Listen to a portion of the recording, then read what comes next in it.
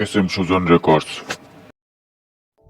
ওই ব্যক্তি প্রকৃত বুদ্ধিমান, যে নিজে নত হয় অপরকে বড় ভাবে, আর সে ব্যক্তি নির্বোধ, যে সর্বদাই নিজেকে বড় ভাবে।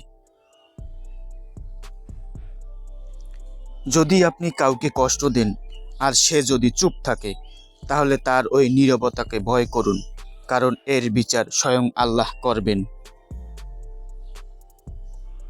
জ্ঞানী ব্যক্তি আগে চিন্তা করে, পরে কথা বলে।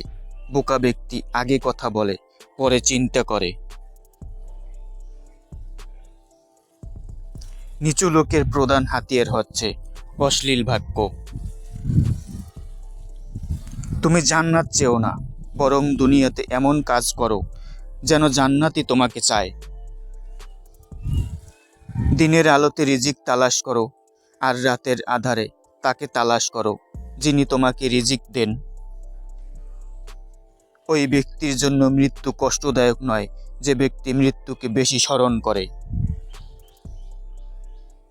তুমি যত বেশি সততার সাথে কথা বলবে, তত বেশি সম্মানিত হবে।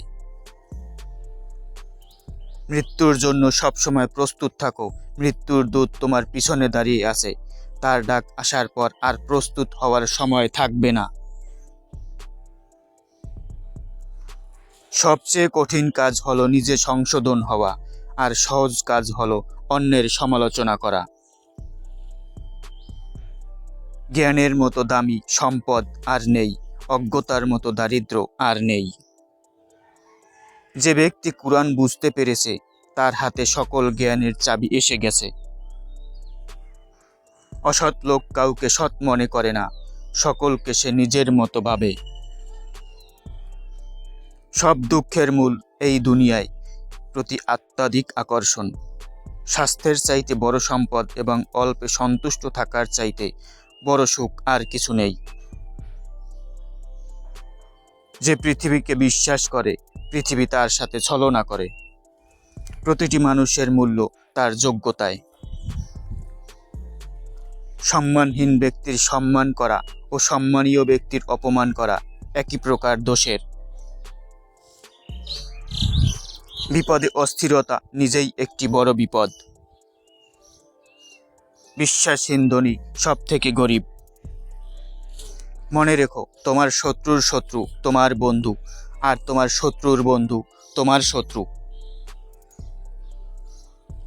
সেই ব্যক্তির পক্ষেই সবচেয়ে বেশি সৎ কাজ করা সম্ভব, যে নিজের রাগ নিয়ন্ত্রণে সক্ষম। যা সত্য নয় তা কখনো মুখে এনো না, তাহলে তোমার সত্য কথাকেও লোকে অসত্য বলে মনে করে।